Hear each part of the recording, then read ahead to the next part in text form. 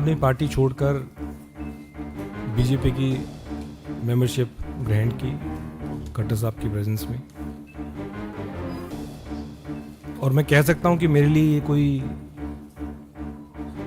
आसान कदम नहीं था।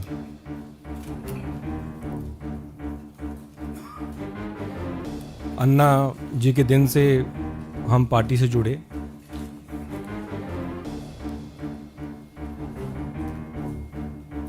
और लगातार दिल्ली वासियों के लिए काम करते आए, एज ए एमएलए भी और एज ए मिनिस्टर भी।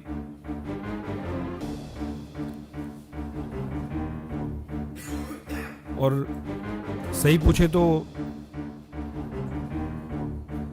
कुछ लोग सोचते होंगे कि ये ओवरनाइट कुछ डिसीजन हो गया या किसी के दबाव में ये मैंने निर्णय लिया।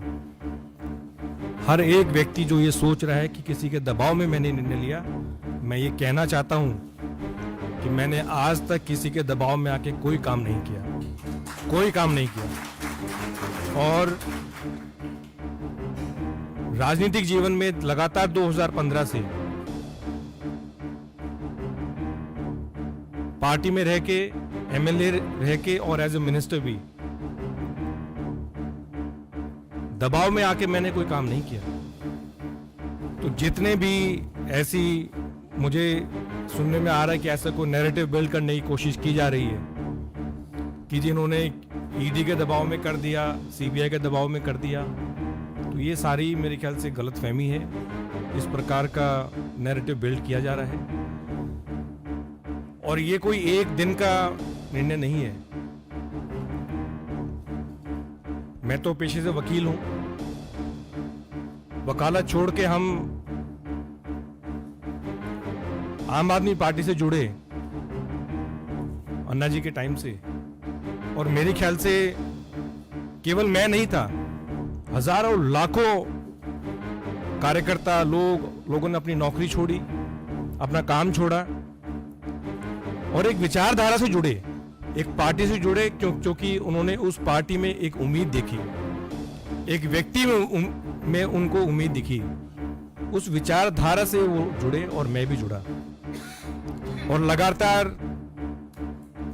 दिल्ली वासियों की सेवा करने के मकसद से मैं जुड़ा पार्टी में। राजनीति करने का मेरा और कोई मकसद नहीं था, लेकिन केवल अगर कोई मकसद था तो सिर्फ लोगों की सेवा करना और दिल्ली का हम किस प्रकार से विकास कर सकें, उस मकसद के लिए हम जुड़े।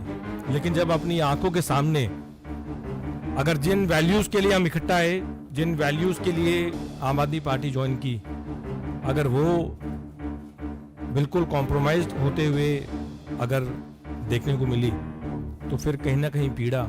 और ये मेरे शब्द हो सकते हैं, लेकिन मैं गारंटी के साथ कहता हूं कि इन शब्दों के पीछे वो लाखों हजारों कार्यकर्ताओं की आवाज है, वो भावना है कि जिस मकसद के लिए वो जुड़े थे वो आज उनको नजर नहीं आ रहा। एक आम आदमी की सेवा करने के लिए जुड़े थे, वो आम आदमी से मेरे ख्याल से सब वो लोग खास हो गए हैं। मैंने अपने पत्र के माध्यम से जो किन कारणों से मैं आम आदमी पार्टी छोड़ी, वो मैं उसके बारे में कुछ ज़्यादा नहीं कहूँगा। मैंने अपने पत्रों के माध्यम से सारी चीज़ें लिख दी हैं, लेकिन इतना ज़रूर मैं कह सकता हूँ कि अगर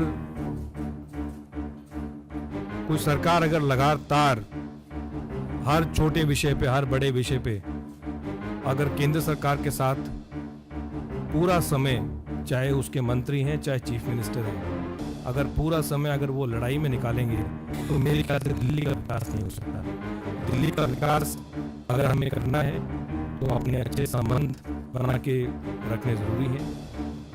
मेरा जितना समय एज ए मिनिस्टर निकला, जितने भी विभाग रहे, मुख्य रूप से आज भी मुझे एज ए ट्रांसपोर्ट मिनिस्टर ही जाना जाता है, और जितना भी मुझे मौका मिला मैंने पूरी कोशिश की कि चाहे वो केंद्र सरकार है चाहे एलजी से है, क्योंकि हमारा मकसद दिल्ली वासियों के लिए काम करने का था। हमारे पॉलिटिकल एम्बिशंस को आगे रखने का नहीं था, अपने पर्सनल एम्बिशंस को आगे रखने का नहीं था। मेरे ख्याल से जितने भी लोग आम आदमी पार्टी में जुड़े, उनका मकसद अपना कि किसी चीज की वजह से अब मैं जो चाहता हूं वो ऊपर हो, वो मकसद नहीं था। लोगों का काम करने का मकसद केवल था। और मुझे पूरा यकीन है कि अगर दिल्ली का विकास अगर वाकई में हो सकता है तो फिर वो केंद्र में जो बीजेपी की सरकार है उसके साथ कंधे से कंधा मिला के एक मजबूती के साथ आगे बढ़ के उसका विकास हो सकता है। और यही कारण रहे कि मैं बीजेपी के परिवार से जुड़ा हूँ आज।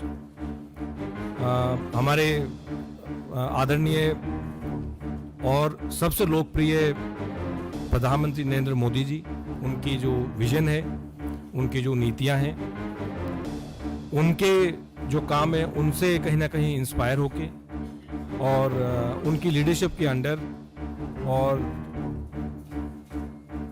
आदरणीय अमित शाह जी, हमारे जो पार्टी के प्रेसिडेंट हैं, नड्डा जी, जितने भी और सीनियर लीडर्स हैं, मैं समझता हूँ उनकी गाइडेंस के अंडर मैं काम करता रहूँगा।